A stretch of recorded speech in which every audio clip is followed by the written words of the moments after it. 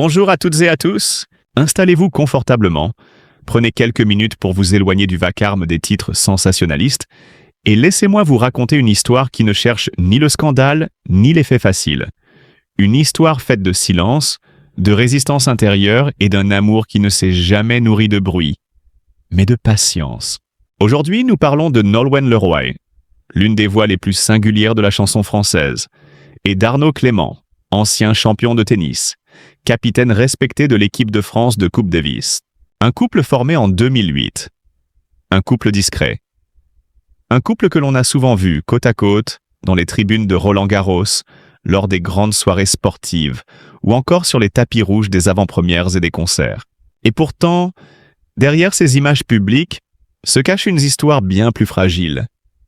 Une histoire que peu de regards ont vraiment pris le temps de comprendre. Ce jour-là, entre la mer immobile et un ciel lentement teinté d'or par le soleil couchant, Nolwenn avançait au bras d'Arnaud avec une lenteur presque émouvante. Chaque pas semblait peser, chaque respiration comptait, comme si elle cherchait à retenir le temps.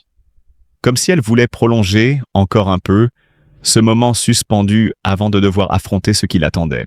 Pour les passants, ce n'était qu'une promenade. Pour les photographes, une image de plus à ajouter aux archives d'un couple célèbre. Mais pour elle, c'était bien davantage. Car derrière ce sourire calme, derrière cette douceur qui a longtemps fait sa force sur scène, se cachaient des semaines d'épuisement, des nuits sans repos, et une grossesse devenue une épreuve plus rude qu'elle ne l'avait imaginée. Dans le silence d'une chambre faiblement éclairée, Nolwenn s'était parfois demandé si elle avait encore la force d'avancer. Pas la force de chanter, pas la force de monter sur scène, mais la force, plus essentielle encore, de continuer simplement à tenir debout. Il y avait des instants où le doute s'installait sans bruit. Des instants où la peur ne criait pas, mais s'infiltrait lentement, jusqu'à rendre chaque geste plus lourd, chaque décision plus incertaine. Et dans ces moments-là, il n'y eut ni discours inspirant, ni promesse spectaculaire. Il y eut Arnaud, présent, silencieux, inlassablement là. Pas comme un héros de roman, mais comme ces hommes qui choisissent de soutenir sans se mettre en avant. Il ne parlait pas beaucoup, il agissait. Il veillait aux heures de repas. Il surveillait des nuits devenues fragiles. Il adaptait son rythme au sien. Des gestes simples, répétés jour après jour. Et parfois, quand le poids devenait trop lourd, il l'emmenait loin de Paris, loin des obligations, le long de routes côtières, où l'air salin semblait alléger les pensées.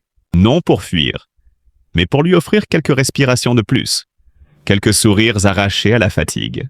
Plus tard, elle dira cette phrase presque à voix basse. « J'ai failli perdre confiance, mais il m'a retenu. » Une phrase courte, mais une phrase qui contient tout. La peur de tomber, la tentation d'abandonner, et cette main tendue, au moment précis où tout pouvait basculer. Car ce voyage n'était pas des vacances, c'était un retour vers elle-même, vers cette femme qui devait accepter sa vulnérabilité, vers cet artiste qui comprenait que la force ne consiste pas toujours à avancer seul, mais parfois à accepter d'être porté. Chez Nolwenn et Arnaud, le bonheur ne s'affiche pas en slogan. Il ne se proclame pas dans les interviews. Il ne se vend pas en images parfaites. Il se construit dans l'ombre, dans l'attente, dans cette capacité rare d'aimer sans faire de bruit. Elle avec ses doutes. Lui avec sa solidité tranquille. Et c'est peut-être là que réside la véritable grandeur de cette histoire. Dans un monde où tant de couples de célébrités se consument à la vitesse des flashs, ils ont choisi une autre voie. La voie de la durée. La voie du respect. La voie d'un amour qui accepte la fatigue, la peur, l'épreuve, sans jamais renoncer à la tendresse. Aujourd'hui encore, quand on les voit ensemble dans une tribune de tennis ou à la sortie d'un concert, on pourrait croire à une image parfaitement maîtrisée. Mais ceux qui savent regarder de plus près perçoivent autre chose. Ils perçoivent la trace d'une traversée difficile. Ils perçoivent que la marque d'un combat discret. Et surtout, ils perçoivent la preuve qu'un amour vrai ne se mesure pas à l'intensité des scandales, mais à la capacité de rester, simplement, quand tout vacille. Merci de nous avoir écoutés. Et souvenons-nous d'une chose. Parfois, les plus belles histoires ne sont pas celles qui font le plus de bruit, mais celles qui tiennent, silencieusement, contre le vent. Dans l'imaginaire collectif, Nolwenn Leroy incarne la réussite paisible. Une voix cristalline, une carrière sans scandale, une image presque intemporelle de femme forte et discrète. À ses côtés, Arnaud Clément, ancien champion respecté, homme de rigueur et de silence. Un couple que l'on croyait solide, presque évident. Et pourtant. Derrière cette harmonie apparente, il y eut des nuits de doute, des instants de vertige, et un moment précis où tout aurait pu basculer. Un moment dont Nolwenn n'a parlé que bien plus tard. À voix basse. Comme on confesse une faute que l'on se pardonne à peine. C'était au début de sa grossesse. Rien de spectaculaire, aucun drame visible. Juste une fatigue immense, une peur sourde, et cette impression étrange de ne plus se reconnaître. Elle aimait cet enfant, mais elle ne se sentait pas prête à renoncer à sa liberté, pas prête à voir son corps changer, pas prête surtout qu'à affronter ce rôle qui l'effrayait plus qu'elle n'osait l'admettre. Une nuit, seule dans une chambre d'hôtel, elle a envisagé l'impensable. Renoncer, tout arrêter. Refermer cette parenthèse avant qu'elle ne devienne une vie. Ce n'était pas un cri de détresse. C'était pire. Un raisonnement calme, lucide, presque logique. Et c'est Arnaud qui l'a empêché de franchir ce seuil. Il n'a pas supplié. Il n'a pas fait de promesses. Il a simplement dit « Tu n'as pas besoin d'être forte aujourd'hui, je le serai pour nous deux. » Cette phrase, Nolwenn ne l'a jamais oubliée, parce qu'à cet instant précis, elle a compris qu'elle n'était pas seule, même si, paradoxalement, elle s'était sentie seule pendant longtemps. Car le mariage n'a pas été ce refuge qu'elle imaginait. Elle l'a reconnu plus tard, avec une honnêteté rare. Oui, elle aimait Arnaud. Oui, elle respectait l'homme qu'il était. Mais elle s'est sentie invisible. Deux carrières exigeantes, deux rythmes incompatibles. Des silences qui s'accumulent. Des conversations reportées. Et cette impression de vivre côte à côte plutôt qu'ensemble. Elle a parlé d'une solitude particulière. Pas celle de l'abandon. Celle qui naît quand personne ne vous quitte, mais que plus personne ne vous écoute vraiment. C'est un voyage qui a tout changé. Pas un voyage de luxe. Pas une fuite romantique. Un simple déplacement, presque banal, loin des projecteurs et des obligations. Ils ont roulé longtemps sans parler. Puis ils ont commencé à dire ce qu'ils n'avaient jamais osé formuler. Les reproches, les peurs, les regrets, et surtout cette phrase de Nolwenn. Je me suis sentie mère avant de me sentir épouse. Arnaud a compris, ce jour-là, qu'il avait été présent sans être attentif. Protecteur sans être vraiment à l'écoute. Ce voyage leur a appris quelque chose de fondamental. L'amour ne suffit pas. Il faut apprendre à entendre l'autre quand il ne crie pas encore. Quand l'enfant est né, un autre choix délicat s'est présenté. Celui du prénom. Nolwenn voulait un nom particulier. Un nom chargé de mémoire. Un nom lié à un être cher disparu trop tôt. Ce n'était pas un hommage mondain, c'était une tentative de réparer une blessure ancienne. De transmettre, à travers ce prénom, une histoire familiale marquée par le manque et le silence. Arnaud a hésité. Il craignait de faire peser sur l'enfant un poids qui ne lui appartenait pas. Ils en ont parlé longtemps, très longtemps. Et finalement, ils ont choisi ce prénom. Pas pour pleurer le passé, mais pour lui donner une place apaisée dans leur présent. Comme si cet enfant venait refermer une lignée de douleurs anciennes. Le dernier jour de ce fameux voyage, juste avant de rentrer, Arnaud a prononcé une phrase que Nolwenn n'attendait pas. Ils étaient assis face à la mer, fatigués, calmes. Il a regardé l'horizon, puis il a dit simplement « Je crois que je t'ai aimé en silence, alors que toi, tu avais besoin que je t'aime à voix haute. » À cet instant précis, Nolwenn a fondu en larmes. Pas des larmes de tristesse, des larmes de reconnaissance. Parce qu'enfin, quelqu'un mettait des mots sur ce qu'elle avait porté seule pendant des années. Ce couple, que l'on croyait lisse, avait traversé des abîmes. Sans cris, sans scandale, mais avec des blessures profondes. Et c'est peut-être cela leur vraie histoire. non pas celle d'une idylle parfaite, mais celle de deux êtres qui ont appris, tardivement, à se parler avant de se perdre. Une histoire discrète, mais infiniment humaine. Dans l'univers feutré des célébrités, certaines histoires d'amour semblent écrites d'avance, comme si rien ne pouvait jamais les ébranler.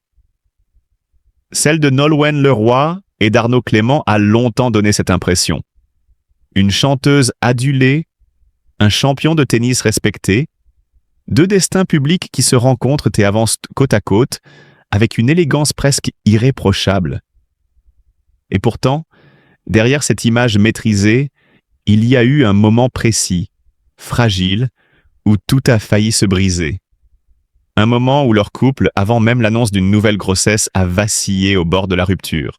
À cette époque, peu de gens savaient à quel point Nolwenn était épuisée intérieurement. Le succès, les tournées, la pression constante d'être à la hauteur de ce que le public attendait d'elle, avaient lentement creusé un fossé entre la femme qu'elle montrait et celle qu'elle était devenue en silence. Arnaud Dosmo, de son côté, portait ses propres doutes, ses propres renoncements après la fin de sa carrière sportive. Deux solitudes sous un même toit, deux êtres qui s'aimaient encore mais qui ne savaient plus comment se rejoindre. C'est dans ce climat que s'est produit ce presque adieu. Une discussion tardive, lourde, où l'on parle enfin de ce qu'on évitait depuis des mois.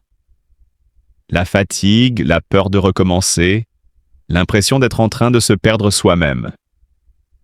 Nolwenn, dira-t-elle plus tard, avait envisagé pour la première fois l'idée qu'ils ne s'en sortiraient pas ensemble. Et Arnaud, silencieux, avait compris que l'amour ne suffit pas toujours quand la pression psychologique devient trop forte. Ils décidèrent alors de partir. Non pas un voyage mondain, ni une parenthèse glamour, mais une fuite presque désespérée. Un dernier essai, comme on lance une bouteille à la mer. Ce séjour devait être leur ultime chance de comprendre s'ils avaient encore un avenir commun. C'est là, une nuit, sur une plage déserte, que tout bascula. Le vent était froid, la mer sombre, et Nolwenn, d'ordinaire si maîtrisée, s'effondra en larmes. Elle parla enfin de cette peur qu'elle gardait enfouie. La peur de redevenir mère, la peur de ne pas être capable d'aimer un autre enfant sans s'effacer elle-même, la peur de sombrer dans une tristesse plus profonde encore. Elle avoua qu'elle se sentait déjà au bord d'un gouffre intérieur et qu'une nouvelle grossesse pourrait l'y faire tomber. Arnaud l'écouta longtemps, sans l'interrompre. Puis il prononça une phrase simple, presque banale en apparence, mais qui, selon Nolwenn, changea le cours de sa vie. « Je ne te demande pas d'être forte. Je te demande seulement de rester avec moi, même quand tu as peur. » Ce n'était pas une promesse héroïque ni un discours rassurant. C'était une déclaration de vulnérabilité. Pour la première fois depuis longtemps, Nolwenn comprit qu'elle n'était pas seule à douter, que son compagnon ne lui demandait pas d'être une mère parfaite, une artiste parfaite, une femme parfaite. Il lui demandait simplement d'être là, imparfaite, vivante, présente. À partir de ce moment, le voyage changea de sens. Jour après jour, loin des projecteurs, Nolwenn commença à respirer autrement. Elle se levait plus tard, marchait longtemps, parlait enfin de ce qu'elle taisait depuis des années. Arnaud, patient, veillait sans chercher à réparer trop vite. Ce séjour, racontera-t-elle, fut comme un traitement contre une dépression qu'elle n'avait jamais osé nommer. Pas une guérison miraculeuse, mais un lent retour à soi, une reconstruction fragile mais réelle. Ils apprirent à se regarder de nouveau, sans le poids des attentes extérieures. À se dire ce qui faisait mal, sans crainte de décevoir. Et c'est dans cet espace retrouvé que l'idée d'un nouvel enfant cessa d'être une menace, pour redevenir une possibilité. Puis vint l'épreuve que nul ne peut prévoir.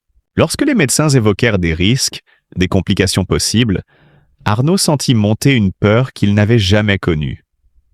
Lui qui avait affronté la pression des grands tournois, les blessures, les défaites publiques, découvrit une angoisse bien plus intime.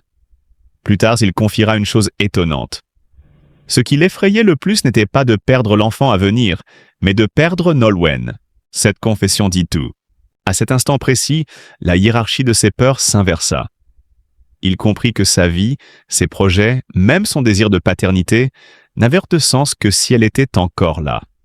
Vivante, entière, capable de sourire de nouveau. Il ne priait pas pour un destin heureux. Il priait simplement pour ne pas devenir un homme qui survivrait sans la femme qu'il aimait. C'est peut-être là, dans cette peur assumée, que leur couple se refonda réellement. Aujourd'hui, quand on regarde Nolwenn et Arnaud apparaître ensemble, calmes, discrets, presque effacés, on ne devine pas toujours ce qu'ils ont traversé. On ignore cette nuit sur la plage, ces larmes, cette phrase murmurée qui a tout changé. On ignore ce voyage conçu comme une dernière chance, cette traversée lente hors de l'ombre. Et pourtant, c'est dans ces fissures invisibles que leur histoire est devenue solide. Car certaines unions ne naissent pas de la passion, mais de la survie partagée. Certaines fidélités ne se forgent pas dans le bonheur, mais dans la peur de perdre l'autre. Et parfois, avant même qu'un enfant ne soit annoncé, c'est un couple entier qui doit renaître, pas à pas, loin du bruit du monde. Chers amis, chers fidèles de notre chaîne, avant de refermer cette histoire, permettez-moi de vous parler non pas comme un narrateur, mais comme un être humain qui, comme vous, a été touché par ce que nous venons d'entendre. Car derrière le nom de Nolwenn Leroy, derrière la célébrité, les scènes, les applaudissements, il y a une femme. Une femme qui a douté. Une femme qui a eu peur. Une femme qui a traversé l'épreuve en silence, sans jamais chercher la compassion, sans jamais réclamer la lumière. Et peut-être est-ce justement pour cela qu'elle mérite aujourd'hui notre respect le plus profond. Nous vivons à une époque où l'on juge vite, où l'on réduit des vies entières à quelques titres, quelques photos, quelques rumeurs. Mais quand on prend le temps d'écouter vraiment, quand on accepte de regarder au-delà des apparences, on découvre des combats que personne ne voit. L'histoire de Nolwenn, ce n'est pas seulement celle d'une artiste célèbre, c'est celle de milliers de femmes qui, chaque jour, luttent contre la fatigue, la peur, le doute. C'est celle de couples qui tiennent bon quand tout vacille. C'est celle de l'amour discret, de la fidélité silencieuse, de la force intérieure. Alors aujourd'hui, si cette histoire vous a touché, si elle vous a ému, si elle vous a rappelé que derrière chaque visage public se cache une fragilité humaine, je vous invite à faire un geste simple, un geste de soutien, un geste de bienveillance. Laissez un j'aime pour montrer que vous avez ressenti cette histoire. Partagez cette vidéo pour que d'autres puissent, eux aussi, découvrir cette facette plus humaine de nos célébrités. Et surtout, abonnez-vous à la chaîne. Car en vous abonnant, vous ne soutenez pas seulement un travail de narration. Vous soutenez une manière de raconter autrement. Avec respect, avec profondeur, avec humanité. Merci d'être là. Merci pour votre écoute. Et surtout, merci pour votre capacité à aimer, à comprendre et à ne jamais oublier que, même sous les projecteurs, nous restons tous profondément humains.